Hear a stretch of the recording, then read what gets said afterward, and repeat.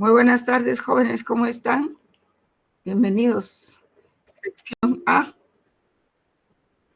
Buenas tardes, licenciada. Buenas tardes, licenciada. Aquí en esta mojada, lluviosa y mojada tarde, tratando de ver que no se nos arruinen los aparatos. Vamos a trabajar hoy, vamos a iniciarnos un poco en lo que es las Naciones Unidas. Tengo un video muy interesante ahí que trasladarlos y lo voy a hacer desde el inicio, porque a veces si lo hago a la mitad de la clase ya no da tiempo. Ya he recibido los grupos de parte de su coordinador y solo me voy a comunicar con ella para decirle el orden en que van a presentar, porque aunque el segundo examen parcial todavía no se ha fijado fecha, tenemos que empezar a manera de que no se nos pase el semestre, ¿verdad? Y poder trabajar las presentaciones. Otra cosa, acuérdense que tienen que elegir una persona de su grupo nada más, ¿verdad? El que tenga dotes o cualidades para exponer, ¿verdad? Que tenga facilidad de palabra. Ustedes sabrán quién puede ser. Y vamos a empezar con los temas de OEA y de la ONU, ¿verdad? Vamos a empezar con esos temas. Muy bien, entonces voy a colocar el video, pero sí tengo que apagar el micrófono. Y quisiera que me dijeran, ya no les voy a poder preguntar si se ve o no el video, solo quiero que me digan ustedes cuando se vea el video, por favor. ¿Me escuchan? Sí, licenciada. Licenciada, se le escucha. Vale, muchas gracias. Es que con esta mi computadora no sé cuándo me quedo acompañada y cuándo me quedo sola. Entonces por eso necesito que me digan cuando se vea el video. Muy bien.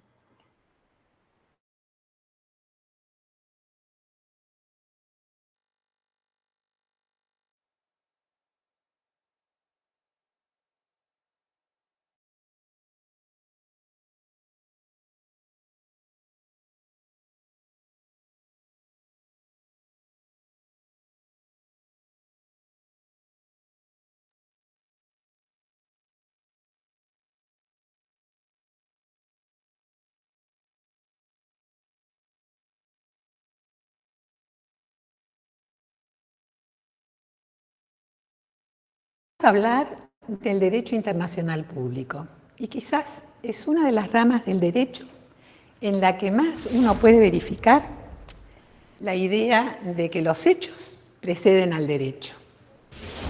Derecho internacional público. Es decir, que vamos a hablar de normas, de pautas de conducta que tienen una naturaleza jurídica, es decir, que son aquellas que generan derechos y obligaciones para quienes el propio ordenamiento así lo establece. Y si hablamos de un derecho positivo, evidentemente tenemos que fijarle un ámbito de validez, no solo material, sino que también personal y temporal. Es decir, tenemos algo así que ponerle una fecha de nacimiento. ¿Por qué les decía que es quizás una de las ramas del derecho en la que más se haga evidente que los hechos preceden al derecho?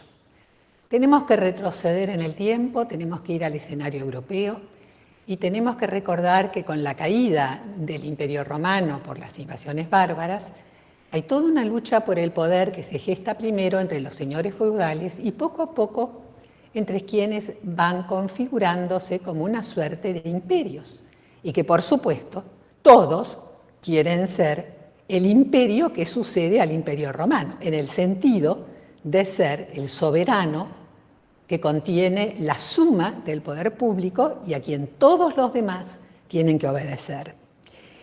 Quizás a partir del siglo XI particularmente, se hace evidente las luchas entre el Sacro Imperio Romano Germánico por un lado y por el otro del papado. Porque hay que tener en cuenta que cuando el Imperio Romano deja de lado la seguridad de Roma para centrarse fundamentalmente en Oriente, quien asume la defensa de Roma es el Papa. Evidentemente, él también pretende ser el soberano. Estas luchas entre el papado y el Sacro Imperio Romano Germánico se transforman luego en luchas de religión y se hacen particularmente evidentes en el siglo XVI entre, por un lado, la Reforma y, por el otro lado, la Contrarreforma. Y estas luchas llevan a una guerra que prácticamente destruye Europa, la Guerra de los 30 años. Y cuando llegan a ese estado, estos señores que pretenden todos ser soberanos, no les queda más remedio que acordar la terminación de ese conflicto armado. Y esta terminación, como es de un conflicto armado, como es de una guerra, entendida como lucha armada entre dos o más estados, ese es el concepto jurídico de guerra y no otro. Estos señores poderosos se ven forzados a concluir una serie de acuerdos en una región de Westfalia que generalmente se los conoce con el nombre de la Paz de Westfalia. Esto ocurre en el año 1648 y es ahí donde podemos poner esta fecha de nacimiento, este inicio del ámbito de validez temporal de nuestra materia, el derecho internacional público. ¿Y qué es lo que acuerdan fundamentalmente estos señores? Si quieren poner fin a estos conflictos permanentes por saber quiénes son soberanos. Acuerdan un principio de igualdad jurídica. ¿Qué quiere decir esto de igualdad jurídica? Lo que acuerdan es que todos y cada uno de ellos van a ser soberanos, pero al interior de sus territorios. Y en consecuencia, si todos son soberanos al interior de sus territorios, en sus relaciones, que las van a regular a través del derecho, van a ser iguales jurídicamente. Y este principio de igualdad jurídica lleva entonces a un sistema de normas jurídicas, pero un sistema evidentemente descentralizado. Y ojo, porque por supuesto es centralizado en la creación de normas, acuerdos de la Paz de Westfalia. Creación de normas en virtud del acuerdo de voluntades entre estados soberanos.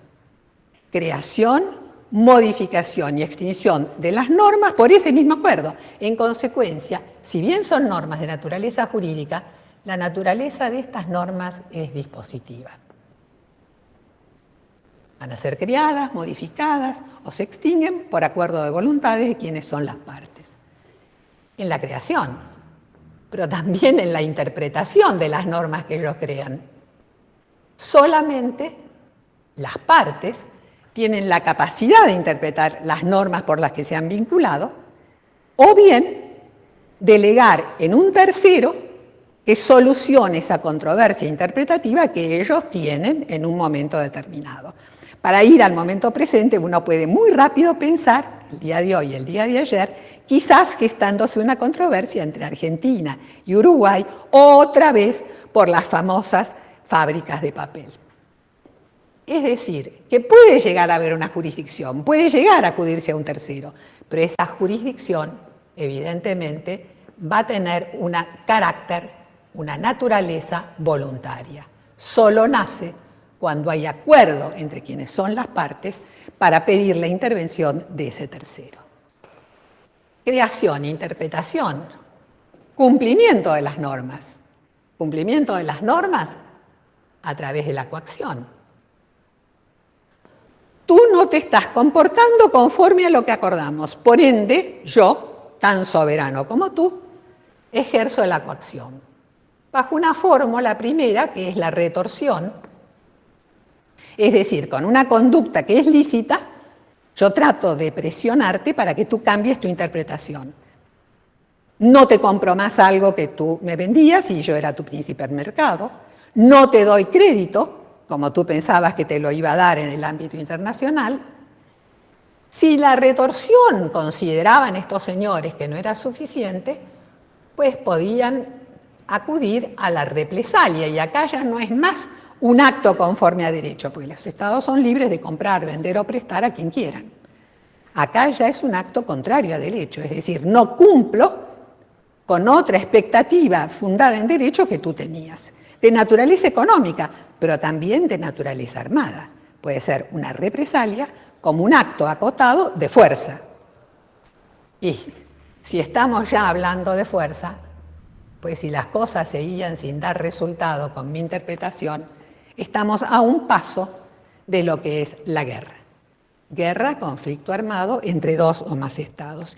Y este estado de cosas, no hay que ser muy imaginativo para darse cuenta que llevó a una primer guerra, pero ahora a nivel mundial. Primera Guerra Mundial. Esto es 1914, 1918. Si es una guerra, durante la guerra se aplican normas jurídicas del derecho internacional, pero del derecho internacional de la guerra, o también, como se lo suele llamar, de los conflictos armados. El derecho de la paz queda suspendido en su aplicación entre quienes son las partes en esa guerra. Hay que ponerle un término jurídico, como se hizo en 1648 a través de los acuerdos de la paz de Westfalia, pues este término a esta guerra se pone en 1919 con la adopción otra vez de un tratado, que es el Tratado de Versalles, porque es el lugar en el que se concluyó. Y este tratado, que es realmente muy extenso, entre sus disposiciones tiene una que crea una organización internacional intergubernamental, es decir, entre estados, a la que se le va a dar un objetivo de naturaleza política. Y esta organización es la Sociedad de Naciones. ¿Por qué un objetivo de naturaleza política? Y porque a esta pobre garante, en el preámbulo, que es donde se ponen los objetivos, en el preámbulo de esta parte del tratado que crea la Sociedad de Naciones, en el preámbulo se establece que se la crea para ser garante de la paz. Retengan la terminología. Quien estudia Derecho, y aún en la vida diaria, todos sabemos que el garante que vamos a aceptar en un negocio que yo tengo con alguien es alguien que sea solvente. Dejámoslo como un recuerdo y tengamos presente la palabra. Por un lado, ser garante de la paz. Ser garante de la paz ¿entre quiénes? Evidentemente, entre quienes son las partes en este tratado. Es decir, que esta parte del Tratado de Versalles, como todo el tratado, tiene una naturaleza de tipo contractual, genera derechos y obligaciones para quienes son las partes. Y además de ser garantes de la paz, le confieren la capacidad de desarrollar la cooperación internacional.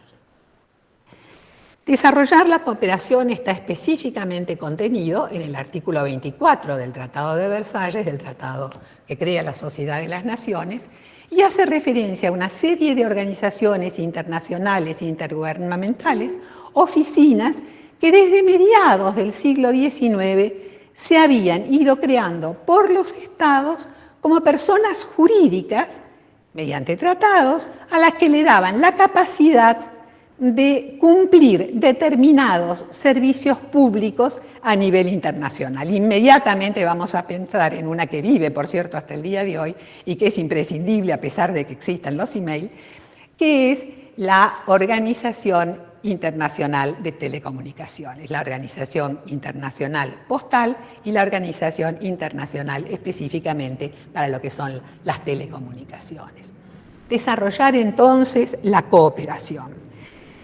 En esto de ser garante de la paz hay algo que es importante de retener, porque aparece un primer esbozo entre las partes, ojo, que eran quienes perdieron la Primera Guerra y quienes eran los estados aliados y asociados, nadie más, por más que los efectos abarcaban el mundo de la época.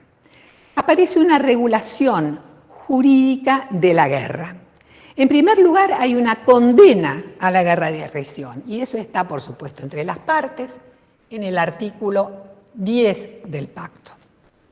En segundo lugar, hay una moratoria de guerra, no se la prohíbe, pero las partes pactan que si se suscita entre ellas una controversia o si alguna de ellas tiene un interés nacional que cree poder defenderlo porque no hay otra manera a través del empleo de la Fuerza Armada, bueno, pues debe pactar desde que esto se cristaliza en una tensión internacional, una moratoria de guerra de 3 meses.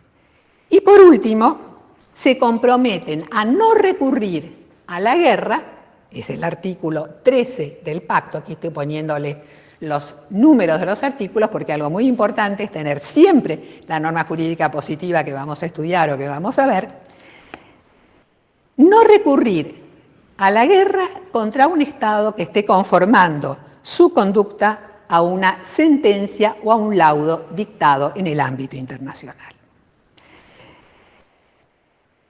Es curioso señalar que en el mismo Tratado de Versalles, en otra parte del Tratado de Versalles, se crea también una organización internacional, quizás para muchos conocida, la Organización Internacional del Trabajo, como una manera de poder ver la forma de evitar conflictos que podían poner en peligro la paz y la seguridad internacionales entre el trabajo y quienes dan el trabajo. Esta es una de las maneras de desarrollar la cooperación contemplada en el artículo 24.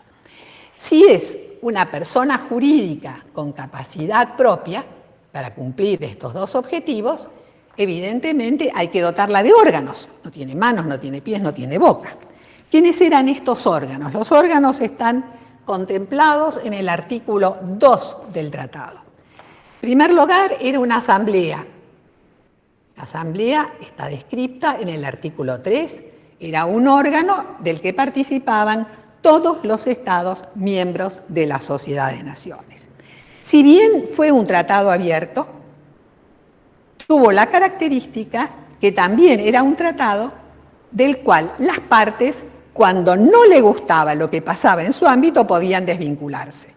Esto quiere decir que en un momento dado, por ejemplo, Alemania, Italia, que habían pasado a formar parte también de la Sociedad de Naciones, cuando no coincidieron las expectativas nacionales, entre comillas, podríamos decir, de aquellos líderes de aquella época, pues lisa y llanamente se desvincularon del tratado. Entonces, órgano plenario de quienes son miembros en el momento que son miembros.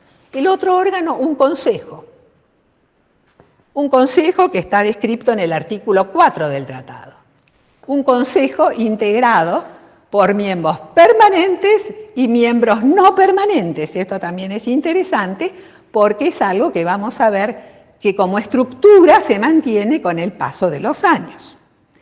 Y por último, una secretaría, que hace las veces, por supuesto, de funcionarios administrativos de la organización. Está descrita en el artículo 6. Hay un intento de regular el empleo de la fuerza. Pero ¿cuáles son los problemas que se plantean? Y es que las sanciones que se contemplan con relación a quienes no cumplen los objetivos del pacto tienen un sistema que sigue siendo descentralizado.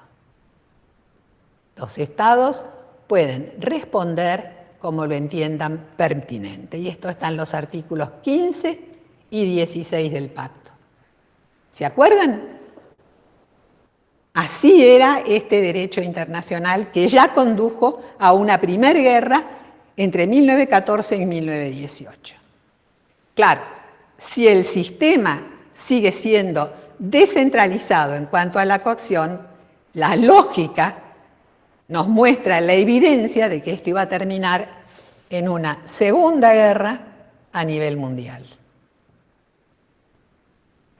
Una segunda guerra que transcurre entre 1939 y 1945. Y mientras se desarrolla la guerra entre ahora, por un lado, las Naciones Unidas en guerra contra el eje y por el otro lado, los países que integraban el eje, se percibe por quienes son las Naciones Unidas, por quienes firman en el año 1942 la Declaración de las Naciones Unidas, se percibe que evidentemente esto implicaba un fracaso absoluto de la pobre sociedad de las naciones. Era un garante, pero era un garante que no tenía solvencia para responder esa garantía, porque las sanciones eran todavía descentralizadas. Y entonces, durante la guerra, ya se empieza a gestar y a negociar una nueva organización internacional que es la que va a suplantar a la vieja Sociedad de las Naciones. Esta organización internacional es la Organización de Naciones Unidas, que tiene como instrumento constitutivo una carta, que tiene otra vez la naturaleza jurídica de un tratado, que entra en vigor el 24 de octubre de 1945. ¿Qué tiene de importante este instrumento jurídico? Y lo vamos a encontrar otra vez en el preámbulo.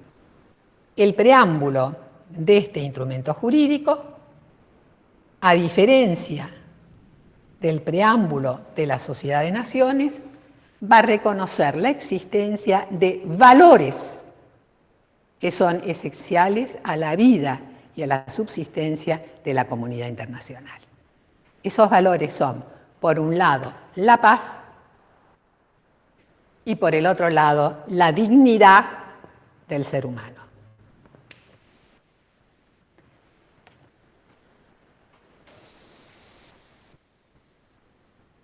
Por supuesto que esto no deroga nuestro derecho internacional, pero dejamos de ver un derecho internacional que es un conjunto de normas de naturaleza jurídica para reconocerlo tal como un sistema de normas de naturaleza jurídica. Supongo que recuerdan la diferencia entre conjunto y sistema.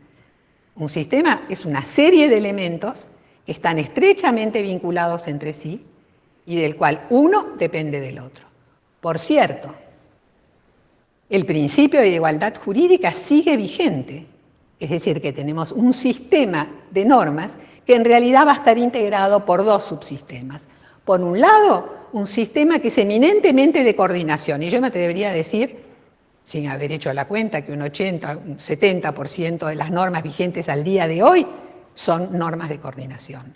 Pero del otro lado, un sistema de normas de cuasi subordinación, es decir, normas que están protegiendo estos valores que son esenciales para la comunidad internacional y que han sido reconocidos y aceptados como tales por la comunidad de estados en su conjunto.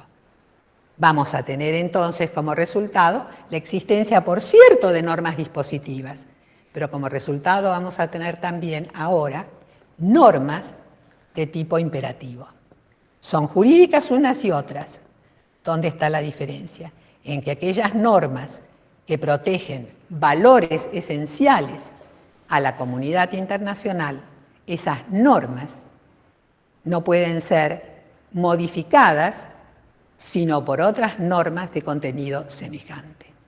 Son normas imperativas, normas de ius cogens, o como seguramente ya lo están imaginando, se están anticipando, son lo que nosotros llamamos en nuestro orden público interno, normas precisamente de orden público. Es el carácter esencial, ahí está la diferencia. Pero ojo, dos valores, no muchos más, por lo menos hasta el día de hoy.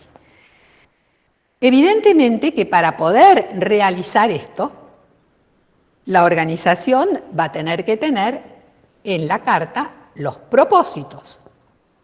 Los propósitos, que son las capacidades que le entregan los Estados miembros, son propósitos que están contenidos en el artículo 1 de la Carta. Artículo 1. ¿Cuáles son estos propósitos? ¿Cuáles son las capacidades que los Estados le confían ahora a la Organización de las Naciones Unidas?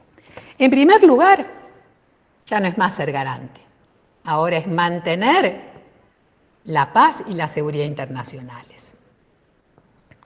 Y para mantener la paz, en este artículo 1, se le da la capacidad jurídica de tomar medidas de tipo colectivo que la organización considere eficaces. Y acá tienen la fundamental diferencia con la Sociedad de las Naciones. Va a mantener la paz, pero ahora ella va a tener la capacidad jurídica de tomar ella las medidas que ya no van a ser individuales, sino que van a ser de tipo colectivo y que son las que ella, la organización, considere eficaces. No solo tomar medidas colectivas eficaces, sino que dentro de ese mismo artículo también se le da la capacidad de lograr el ajuste o arreglo de aquellas controversias o situaciones que de prolongarse pudiesen poner en peligro la paz y la seguridad internacionales. La diferencia es más que evidente. Por un lado, toma medidas la organización. Por el otro lado, lograr instar ya no tiene una fuerza obligatoria como cuando toma medidas. Por otro lado, se le encarga que fomente entre las naciones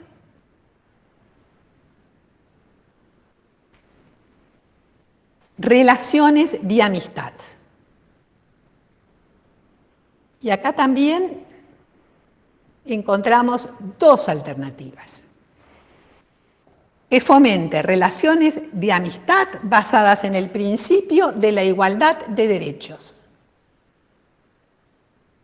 Y si volvemos a pensar en la historia, vamos a recordar que esa modificación del mapa de Europa que resultó con motivo de la Primera Guerra Mundial, donde caen los imperios y nacen los estados centroeuropeos, dio lugar a muchas cuestiones entre las naciones europeas que allí habitaban, porque cada una se decía, este es mi territorio, y esos conflictos llevaron a guerras y a conflictos armados que en más de un caso lamentablemente perduran en nuestros días. Entonces, con relación al fomentar relaciones de amistad, por un lado basadas en el principio de igualdad de derechos entre las naciones, problema europeo, pero además fomentar relaciones de amistad basadas en el principio de igualdad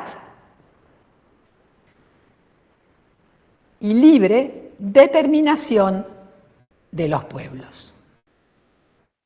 ¿Cuáles pueblos? Los pueblos sometidos a dominación extranjera. No todos, solamente aquellos que, hablando en buen romance, tenían en aquel momento, en 1945, octubre del 45, la condición de colonias. Y por último, algo bien importante, se le vuelve a confiar la realización de la cooperación internacional.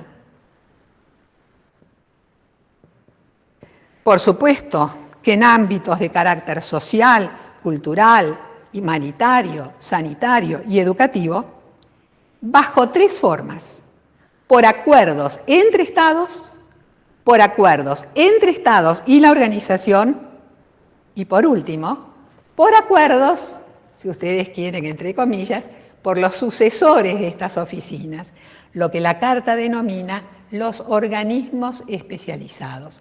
Todas aquellas organizaciones internacionales intergubernamentales que cumplan funciones en este ámbito y que voluntariamente quieran concluir acuerdos con la organización para integrar el sistema, lo que se llama el sistema de las Naciones Unidas. Ahí aparece, por supuesto, en primer lugar, nuestra vieja OIT y la Unión Postal Universal, más de otras muy meneadas hoy día, como pueden ser el Fondo Monetario Internacional o el Banco Mundial.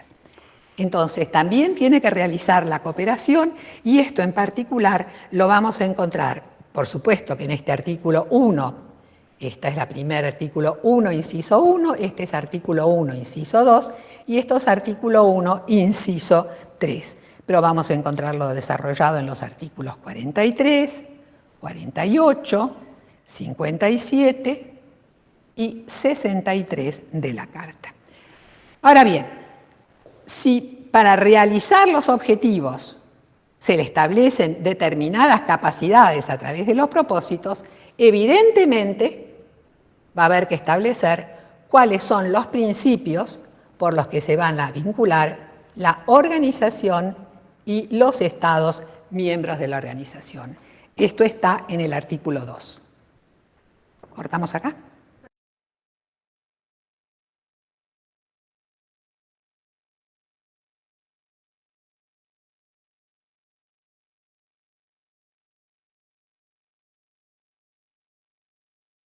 Vamos a hablar del derecho.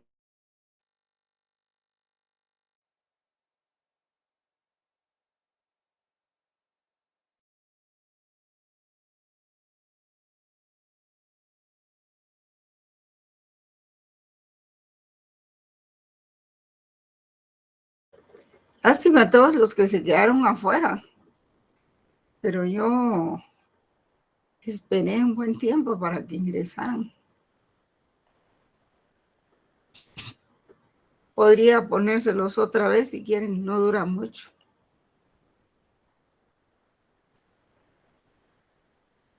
Si no les... bueno, el link ya no lo tengo ahí, pero... bueno. Muy bien, muchas gracias por avisarme. Vamos a ver si logro pegar el link ahí. No, no logré. Bueno, entonces, jóvenes, ese video que ustedes acaban de ver es una introducción que hace la profesora Hortensia. Ella es de origen argentino, acerca de cómo se inician las relaciones internacionales a partir del Tratado de Versalles, en que se les pide o se les obliga a los países, a los imperios, por eso ella dice, caen los imperios y surgen los estados. Es donde a todos se les dice que tienen que organizarse como repúblicas democráticas. Algunos lo hacen, otros no, pero el acuerdo es ese, ¿verdad? De que ya no sean imperios ni feudos ni cosas así, sino que tienen que organizarse democráticamente como con sus organismos que encarnan el poder superior. Por ejemplo, el organismo legislativo, el organismo ejecutivo y el organismo judicial. Que realmente ahora me llama la atención oyendo las noticias de que el gobierno mexicano, el Senado, autorizó que el Poder Judicial vaya también a las elecciones generales, ¿verdad? Y es que el Poder Judicial no sufre ese proceso, solo el organismo legislativo y ejecutivo. Pero es interesante que ahora también sometan al Poder Judicial a hacerlo. Y no cabe duda que es por tanta corrupción, entonces que sufran el proceso de que el pueblo los juzgue, ¿verdad? A los jueces especialmente. Es interesante, creo que eso va a servir de ejemplo más adelante para Guatemala. ¿Alguno de ustedes tiene alguna pregunta? Yo ahorita estoy coleccionando los trabajos para que empecemos a exponer la otra semana, sería el jueves, ¿verdad? De la otra semana, cuando tengamos clase presencial. Sí, Marta Lucía. Licenciada, buenas tardes. Buenas tardes. Solamente de que nos han dicho que iba, al menos en nuestro grupo, que iban a agregar otra parte de un grupo más. Entonces, lineamientos generales del trabajo no tenemos, más que sabemos de que solo es una investigación. Como para que iniciemos ya la otra semana, pienso que Yo les di de cómo, a qué se refiere alineamientos generales. O sea, ¿qué es lo que necesita que el trabajo lleve? Bueno, eso yo se los di en clase, se los expliqué en el pizarrón. En clase solo nos dijo de que era una investigación y de que los temas que nos habían dado. Probablemente usted no llegó ese día, pero yo sí se los di. Les escribí en el pizarrón qué era lo que llevaba, pero no me cuesta nada volverlo a hacer, ¿verdad? Sí, No hay porfa, si me problema. hiciera el favor. Y con lo de que le digo de que a nosotros nos dijeron que iban a incluir a otro grupo más pequeño junto con el nuestro, Sí. todavía no nos lo han dado tampoco. Ah, cómo no, sí. Bueno, eso se puede arreglar esta semana hasta la otra, ¿verdad? Porque mañana no tenemos clase, hay permiso de las autoridades. Al parecer se los cancelaron el día de mañana, licenciada. El licenciado de notariado ayer nos dijo ¿Sí? ¿Qué les dijo? que dice de que les habían pasado el permiso para mañana, pero que de ahí lo habían dejado sin efecto. Así. Sí, debería de verificar eso porque creo que sí van a haber clases mañana y yo opinaría que el lunes no. Voy a ver, vamos a ver. Adjunto circular dice número 50 de 2024 en relación al asueto del día viernes 13 de septiembre de 2024, que todo el personal debe presentarse a sus actividades con normalidad. Gracias por decirme entonces si hay clases. Sí, ¿Verdad? entonces sería el lunes prácticamente que de seguro no vamos a tener. Prácticamente, el lunes sí, sí, porque hay una circular aquí. Esta no la había leído, yo hasta ahorita la estoy leyendo. Ah, bueno, sí, tiene sentido. Y de paso que con la sección H habíamos quedado que no. Pero bueno, si ellos saben de esto, yo voy a abrir la plataforma de todas maneras, ¿verdad? Sí. Entonces, sí. Muy Gracias, bien. Ligda. Gracias a usted porque me puso en autos. Bueno, licenciada. Si no platicamos, yo no había leído la circular. Bueno, Sí, acaba sí. de entrar realmente, sí. Ah, bueno. Entonces, miren, la idea sería que ustedes terminen de conformar ese grupo, ¿verdad? Todos que terminen de conformar ese grupo, que su coordinadora me mande ya los grupos armados, ¿verdad? Buenas Yo los tardes, voy licenciado. Sí, Catherine, ahí está. Sí, aquí estoy. Es que fíjese Ya que me ya los no había lo, enviado, ya ¿verdad? se los envié todos y ya no integré ese otro grupo porque yo había hablado con la coordinadora del grupo de Marta Lucía, pero lo que sucede es que quedarían más de 27 personas, entonces por eso ya no lo integré porque son demasiados. Son demasiados. Que Ujú. armen otro grupo, Entonces los dejé. entonces. Ajá, exacto, entonces mejor los dejé separados. Bueno, está bien, está bien. Entonces, si las cosas están así, yo esperaría que yo voy a reproducir ese listado que usted me mandó de los grupos y voy a Ujú. hacer un pequeño calendario, pues, para eso. Miren, si Ah, quieren está bien, tomar nota, licenciado. va, y se lo mando. Si quieren tomar nota del contenido del informe del trabajo, Sí, se los licenciado, puedo por favor. dictar, ¿verdad? Toman Claro, nota Ligda. aquí donde estamos. Miren, lleva en primer lugar, pues el título del tema, ¿verdad? Una carátula que diga el título del tema, la sección, por favor, pónganme la sección en todos los documentos que ustedes escriban, porque yo no sé quién que acostumbra a no poner sección para nada y tengo que estar buscándolos. Entonces, sección en todos los documentos que ustedes generen para mí.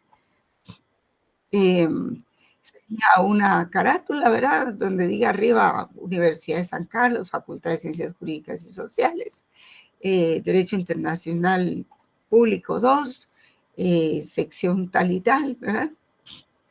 En el centro un título, el título del tema, ¿verdad? Y abajito la fecha, Guatemala. Lo pueden poner solo el día o solo el mes y el año, ¿verdad? Eso podría ser. Bueno, a continuación de eso, hacer una introducción del tema o presentación del tema, cualquiera de las dos. En realidad casi que llevan lo mismo. Y presentar el tema, luego sería a continuación el desarrollo del tema y los subtemas que tienen ustedes investigados, ¿verdad? ¿Y qué es eso precisamente lo que van a exponer? Tienen que ver quién expone porque no podemos tener muchos expositores, porque si no, se nos va el semestre. Acuérdense que creo que lo vamos a hacer casi que son clases presenciales, pero vamos a ver. Vamos a ver, no está escrito en piedra eso. Entonces, el desarrollo de los temas y subtemas, también conclusiones, recomendaciones no les voy a pedir, porque son temas de mucha trascendencia, ¿verdad? Entonces, tienen un impacto muy general. Entonces, para los efectos nuestros y de calificación, llegamos hasta la conclusión, las conclusiones. Luego, bibliografía, hay que citar la bibliografía que consultaron y los sitios de internet que tuvieron que consultar también, con toda honestidad, y porque de eso se trata la investigación, de recopilar un poquito de cada quien y de cada libro, ¿verdad? Y luego, si hay algún anexo, pues algún anexo. Por ejemplo, si hubiera un convenio que ustedes quisieran acompañar, pueden hacerlo. Y luego, pues haríamos un calendario, les voy a hacer un calendario de exposiciones. Eso sería lo que lleva el informe del grupo. No les pongo otras cosas porque a veces se vuelve muy, muy complicado el proceso, entonces ustedes no logran salir de su investigación, ¿verdad? ¿Alguna pregunta? ¿Quieren ver otra vez a doña Hortensia o por los que no estaban presentes, ¿verdad? ¿O terminamos ahí la...? Sí, licenciada, se lo voy a repetir. ¿Les gustaría verlo nuevamente? Y los que la oímos ya nos podemos salir. Para los que nos acabamos de conectar, por favor. Vaya, con mucho gusto. Bueno, entonces, yo sé si antes de colocar el video, ¿ustedes tienen alguna otra pregunta, alguna consulta? ¿No? Si no, lo voy a colocar en este momento para que dé tiempo que termine antes de las 7, ¿verdad? Vamos a ver, aquí está.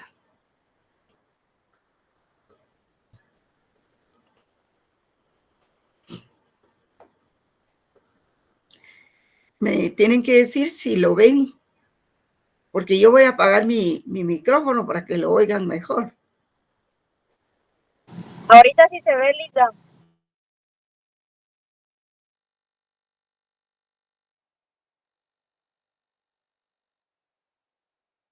Verificar la idea de que los hechos preceden al derecho. Derecho internacional público. Es decir, que vamos a hablar de normas, de pautas de conducta, que tienen una naturaleza jurídica. Es decir, que son aquellas que generan derechos y obligaciones para quienes el propio ordenamiento así lo establece. Y si hablamos de un derecho positivo, evidentemente tenemos que fijarle un ámbito de validez, no solo material, sino que también personal y temporal. Es decir, tenemos algo así que ponerle una fecha de nacimiento.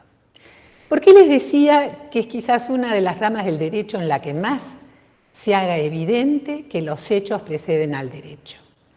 Tenemos que retroceder en el tiempo, tenemos que ir al escenario europeo y tenemos que recordar que con la caída del Imperio Romano por las invasiones bárbaras, hay toda una lucha por el poder que se gesta primero entre los señores feudales y poco a poco entre quienes van configurándose como una suerte de imperios y que, por supuesto, todos quieren ser el imperio que sucede al Imperio Romano, en el sentido de ser el soberano que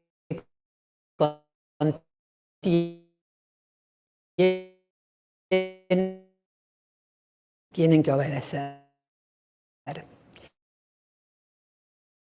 Se hace evidente las luchas entre el Sacro Imperio Romano Germánico por un lado y por el otro del papado, porque hay que tener en cuenta que cuando el Imperio Romano deja de lado la seguridad de Roma para centrarse fundamentalmente en Oriente, quien asume la defensa de Roma es el Papa. Evidentemente, él también pretende ser el soberano.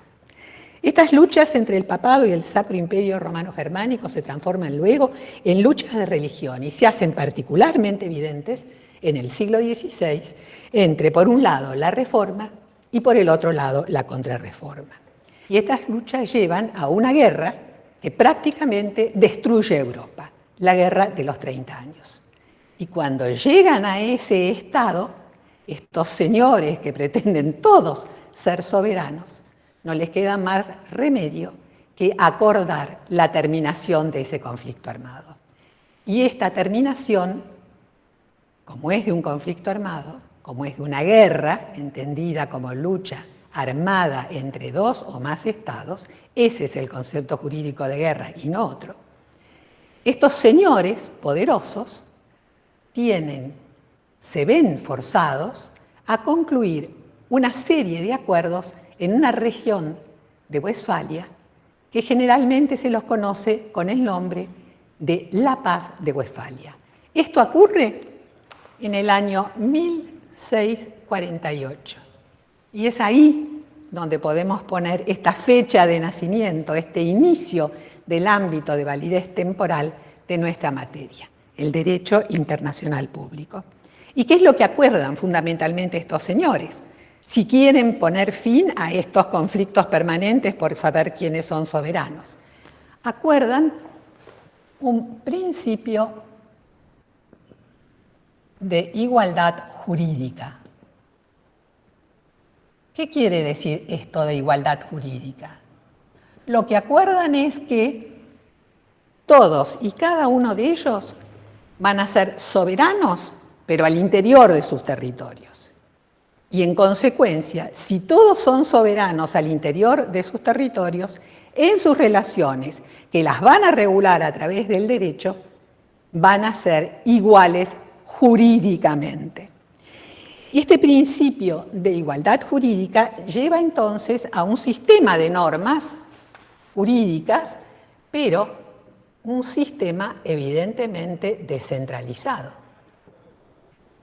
Y ojo, porque por supuesto es centralizado en la creación de normas, acuerdos de la Paz de Westfalia. Creación de normas en virtud del acuerdo de voluntades entre estados soberanos.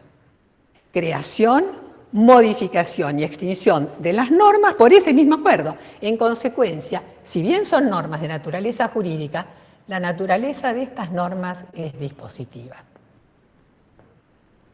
Van a ser creadas, modificadas o se extinguen por acuerdo de voluntades de quienes son las partes.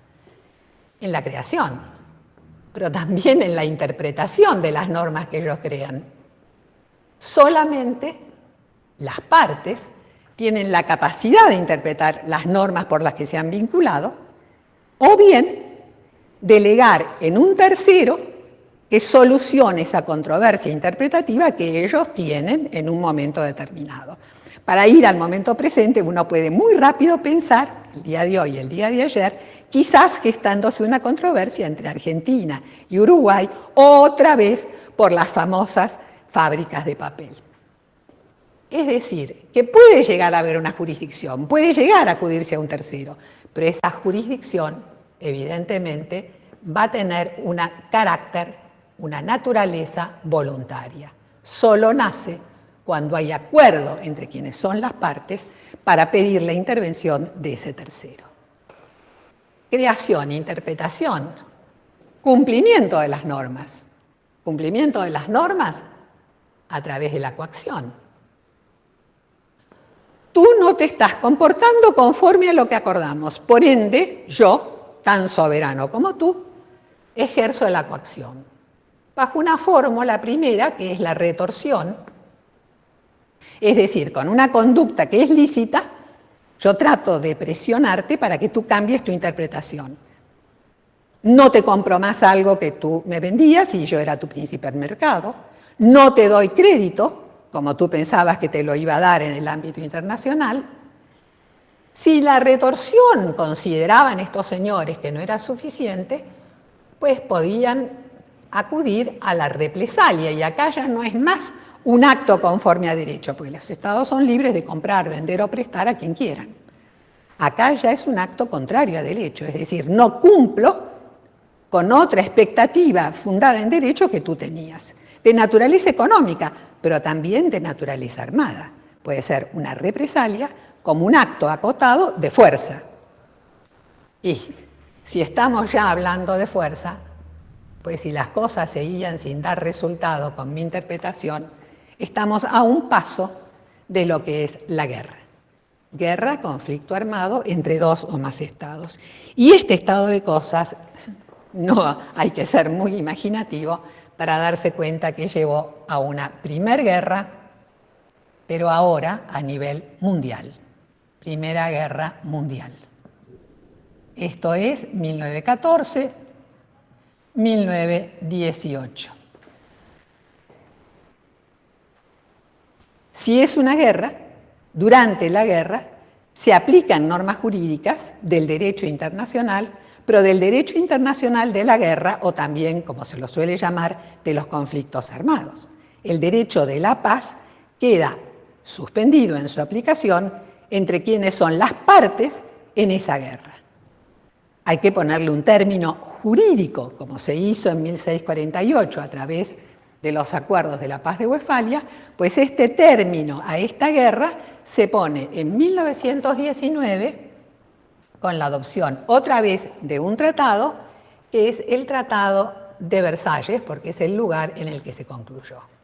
Y este tratado, que es realmente muy extenso, entre sus disposiciones tiene una que crea una organización internacional intergubernamental, es decir, entre estados, a la que se le va a dar un objetivo de naturaleza política. Y esta organización es la Sociedad de Naciones. ¿Por qué un objetivo de naturaleza política? Y porque a esta pobre garante, en el preámbulo, que es donde se ponen los objetivos, en el preámbulo de esta parte del tratado que crea la Sociedad de Naciones, en el preámbulo se establece que se la crea para ser garante de la paz. Retengan la terminología. Quien estudia Derecho y aún en la vida diaria, todos sabemos que el garante que vamos a aceptar en un negocio que yo tengo con alguien es alguien que sea solvente. Dejámoslo como un recuerdo y tengamos presente la palabra. Por un lado, ser garante de la paz. Ser garante de la paz ¿entre quiénes? Evidentemente, entre quienes son las partes en este tratado. Es decir, que esta parte del Tratado de Versalles, como todo el tratado, tiene una naturaleza de tipo contractual, genera derechos y obligaciones para quienes son las partes. Y además de ser garantes de la paz, le confieren la capacidad de desarrollar la cooperación internacional. Desarrollar la cooperación está específicamente contenido en el artículo 24 del Tratado de Versalles, del tratado que crea la Sociedad de las Naciones, y hace referencia a una serie de organizaciones internacionales e intergubernamentales, oficinas que desde mediados del siglo XIX se habían ido creando por los estados como personas jurídicas, mediante tratados, a las que le daban la capacidad de cumplir determinados servicios públicos a nivel internacional. Inmediatamente vamos a pensar en una que vive, por cierto, hasta el día de hoy y que es imprescindible a pesar de que existan los emails, que es la Organización Internacional de Telecomunicaciones, la Organización Internacional Postal y la Organización Internacional específicamente para lo que son las telecomunicaciones. Desarrollar entonces la cooperación. En esto de ser garante de la paz hay algo que es importante de retener, porque aparece un primer esbozo entre las partes, ojo, que eran quienes perdieron la Primera Guerra y quienes eran los estados aliados y asociados, nadie más, por más que los efectos abarcaban el mundo de la época. Aparece una regulación jurídica de la guerra. En primer lugar, hay una condena a la guerra de agresión, y eso está, por supuesto, entre las partes en el artículo 10 del pacto. En segundo lugar, hay una moratoria de guerra, no se la prohíbe, pero las partes pactan que si se suscita entre ellas una controversia o si alguna de ellas tiene un interés nacional que cree poder defenderlo, porque no hay otra manera a través del empleo de la Fuerza Armada, bueno, pues debe pactar, desde que esto se cristaliza en una tensión internacional, una moratoria de guerra de 3 meses. Y por último, se comprometen a no recurrir a la guerra, es el artículo 13 del pacto, aquí estoy poniéndole los números de los artículos, porque algo muy importante es tener siempre la norma jurídica positiva que vamos a estudiar o que vamos a ver, no recurrir a la guerra contra un Estado que esté conformando su conducta a una sentencia o a un laudo dictado en el ámbito internacional. Es curioso señalar que en el mismo Tratado de Versalles, en otra parte del Tratado de Versalles, se crea también una organización internacional, quizás para muchos conocida, la Organización Internacional del Trabajo, como una manera de poder ver la forma de evitar conflictos que podían poner en peligro la paz y la seguridad internacionales entre el trabajo y quienes dan el trabajo. Esta es una de las maneras de desarrollar la cooperación contemplada en el artículo 24. Si es una persona jurídica con capacidad propia para cumplir estos dos objetivos, evidentemente hay que dotarla de órganos. No tiene manos, no tiene pies, no tiene boca. ¿Quiénes eran estos órganos? Los órganos están contemplados en el artículo 2 del tratado. En primer lugar, era una asamblea. La asamblea está descrita en el artículo 3, era un órgano del que participaban todos los estados miembros de la Sociedad de Naciones. Si bien fue un tratado abierto, tuvo la característica que también era un tratado del cual las partes, cuando no le gustaba lo que pasaba en su ámbito, podían desvincularse. Esto quiere decir que en un momento dado, por ejemplo, Alemania, Italia, que habían pasado a formar parte también de la Sociedad de Naciones, cuando no coincidieron las expectativas nacionales, entre comillas, podríamos decir, de aquellos líderes de aquella época, pues lisa y llanamente se desvincularon del tratado. Entonces, órgano plenario de quienes son miembros en el momento que son miembros. El otro órgano, un consejo. Un consejo que está descrito en el artículo 4 del tratado. Un consejo integrado por miembros permanentes y miembros no permanentes. Y esto también es interesante porque es algo que vamos a ver que como estructura se mantiene con el paso de los años. Y por último, una secretaría, que hace las veces, por supuesto, de funcionarios administrativos de la organización. Está descrita en el artículo 6. Hay un intento de regular el empleo de la fuerza. Pero ¿cuáles son los problemas que se plantean? Y es que en las sanciones que se contemplan con relación a quienes no cumplen los objetivos del pacto tienen un sistema que sigue siendo descentralizado. Los estados pueden responder como lo entiendan pertinente. Y esto está en los artículos 15 y 16 del pacto. ¿Se acuerdan? Así era este derecho internacional que ya condujo a una primera guerra entre 1914 y 1918. Claro, si el sistema sigue siendo descentralizado en cuanto a la coacción, la lógica nos muestra la evidencia de que esto iba a terminar en una segunda guerra a nivel mundial. Una segunda guerra que transcurre entre 1939 y 1945.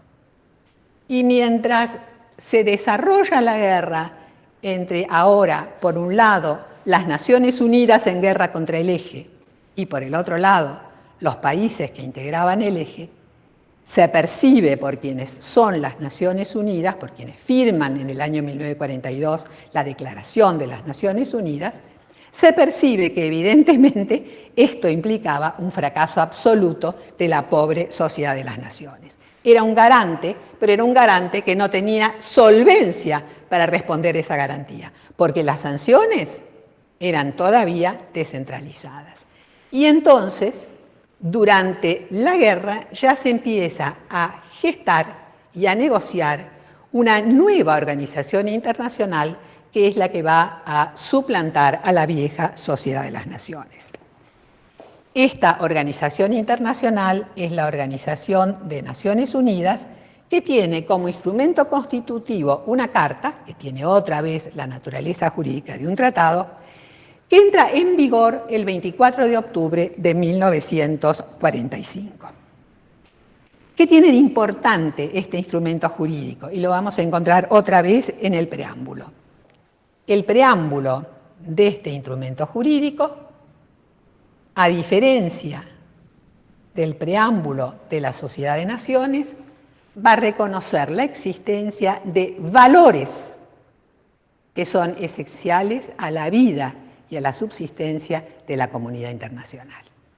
Esos valores son, por un lado, la paz y por el otro lado, la dignidad del ser humano.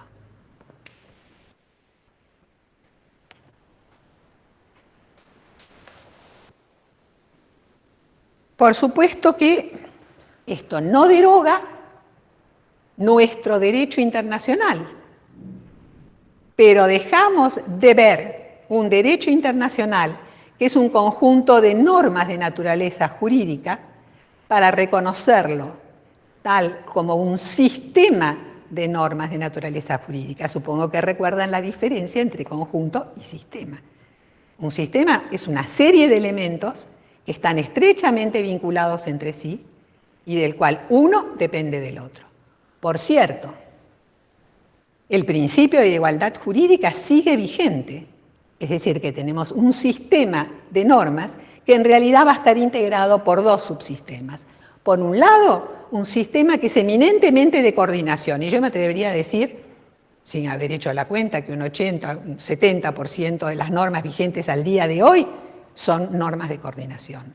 Pero del otro lado, un sistema de normas de cuasi subordinación, es decir, normas que están protegiendo estos valores que son esenciales para la comunidad internacional y que han sido reconocidos y aceptados como tales por la comunidad de estados en su conjunto. Vamos a tener entonces como resultado la existencia, por cierto, de normas dispositivas, pero como resultado vamos a tener también ahora normas de tipo imperativo. Son jurídicas unas y otras. ¿Dónde está la diferencia? En que aquellas normas que protegen valores esenciales a la comunidad internacional, esas normas no pueden ser modificadas sino por otras normas de contenido semejante. Son normas imperativas, normas de jus cogens, o como seguramente ya lo están imaginando, se están anticipando, son lo que nosotros llamamos en nuestro orden público interno, normas precisamente de orden público. Es el carácter esencial, ahí está la diferencia. Pero ojo, dos valores, no muchos más, por lo menos hasta el día de hoy. Evidentemente que para poder realizar esto, la organización va a tener que tener en la Carta los propósitos. Los propósitos, que son las capacidades que le entregan los Estados miembros, son propósitos que están contenidos en el artículo 1 de la Carta. Artículo 1. ¿Cuáles son estos propósitos? ¿Cuáles son las capacidades que los Estados le confían ahora a la Organización de las Naciones Unidas? En primer lugar, ya no es más ser garante. Ahora es mantener la paz y la seguridad internacionales. Y para mantener la paz, en este artículo 1, se le da la capacidad jurídica de tomar medidas de tipo colectivo que la organización considere eficaces. Y acá tienen la fundamental diferencia con la Sociedad de las Naciones. Va a mantener la paz, pero ahora ella va a tener la capacidad jurídica de tomar ella las medidas que ya no van a ser individuales, sino que van a ser de tipo colectivo y que son las que ella, la organización, considere eficaces. No solo tomar medidas colectivas eficaces, sino que dentro de ese mismo artículo también se le da la capacidad de lograr el ajuste o arreglo de aquellas controversias o situaciones que de prolongarse pudiesen poner en peligro la paz y la seguridad internacionales. La diferencia es más que evidente. Por un lado, toma medidas la organización. Por el otro lado, lograr, instar, ya no tiene una fuerza obligatoria como cuando toma medidas. Por otro lado, se le encarga que fomente entre las naciones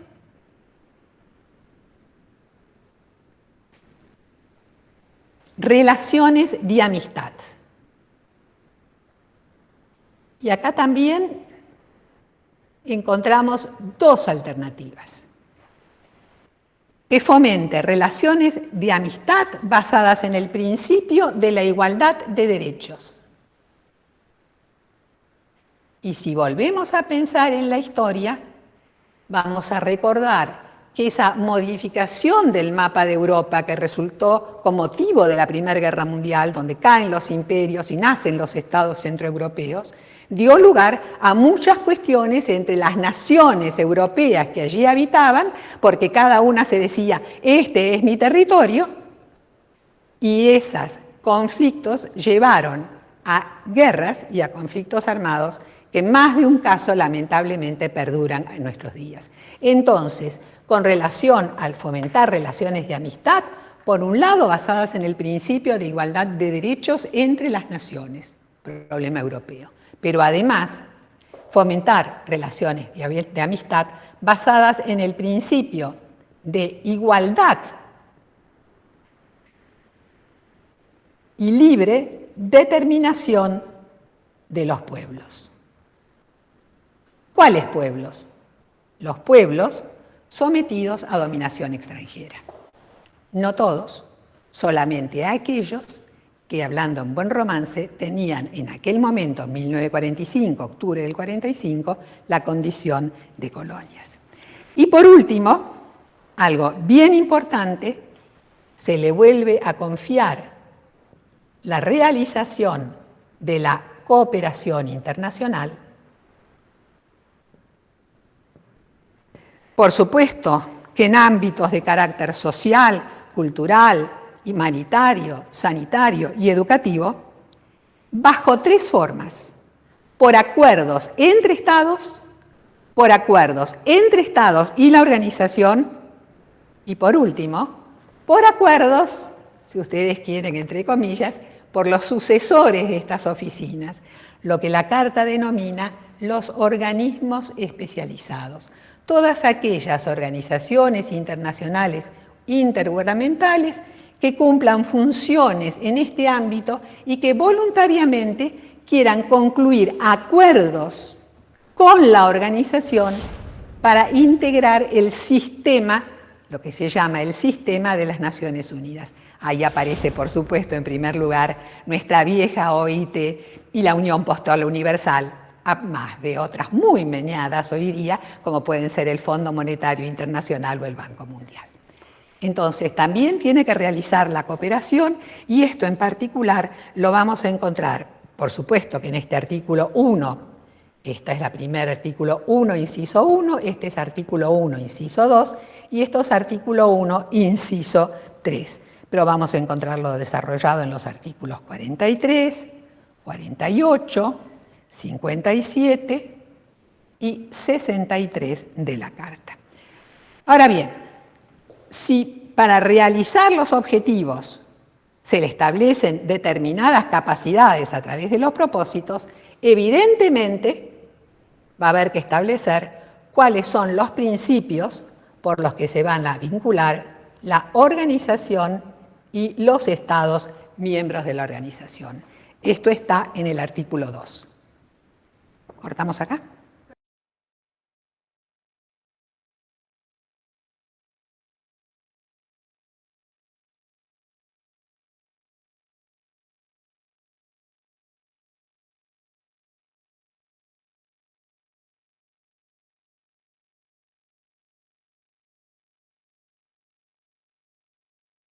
Vamos a hablar del derecho internacional público y quizás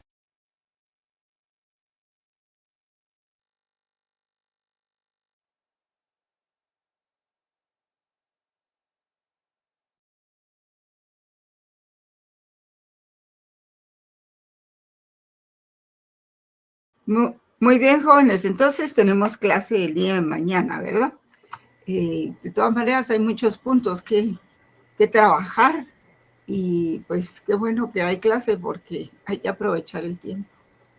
Así es de que entonces los veo mañana, ¿verdad? Buenas noches, licenciada, gracias. Buenas noches, jóvenes. Solo permítame, estoy guardando la imagen de la foto de ustedes. No, de ustedes del salón, ¿verdad? Porque en estas fechas, ahí estamos.